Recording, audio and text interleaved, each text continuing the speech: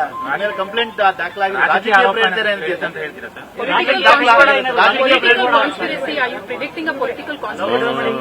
ನಾನು ಆತರ ಏನು ಹೇಳಕ್ಕೆ ಇಚ್ಛೆ ಪಡೋದಿಲ್ಲ. ಪೊಲಿಟಿಕಲ್ ಕಾನ್ಫರೆನ್ಸ್ ಅದು ಇದು ಅಂತ ಯಾರೋ ಹೆಣ್ಮಗಳು ಕಂಪ್ಲೇಂಟ್ ಕೊಟ್ಟಿದ್ದಾರೆ, ಅದನ್ನ ಯಾವ ರೀತಿ ಎದುರಿಸಬೇಕು ಎದುರಿಸೋಣ ಅಷ್ಟೇ. ನಾನು ಅದು ಅನಗತ್ಯವಾಗಿ ಅದನ್ನ ಪೊಲಿಟಿಕಲ್ ಕಾನ್ಫರೆನ್ಸ್ ನಾನೇ ಕೇಳೋಕೆ ಹೋಗೋದು.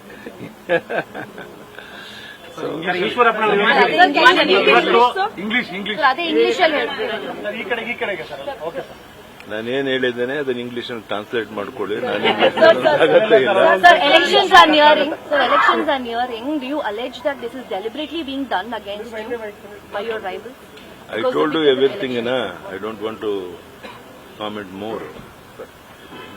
ದೊಡ್ಡ ಕಾನ್ಸ್ಪರಸಿ ಅದನ್ನ ಯಾವ ರೀತಿ ಎದುರಿಸಬೇಕು ಎದುರಿಸೋಣ. ಈಶ್ವರಪ್ಪನವರು ಇವತ್ತು ಸಂಜೆ ಒಳಗೆ ತಮ್ಮ ನಿರ್ಧಾರ ತಿಳಿಸ್ತೀವಿ ಅಂತ ಹೇಳ್ತಿದ್ದಾರೆ. ಖಂಡಿತ ಅವರ ಮನವೊಲಿಸ್ತೇವೆ.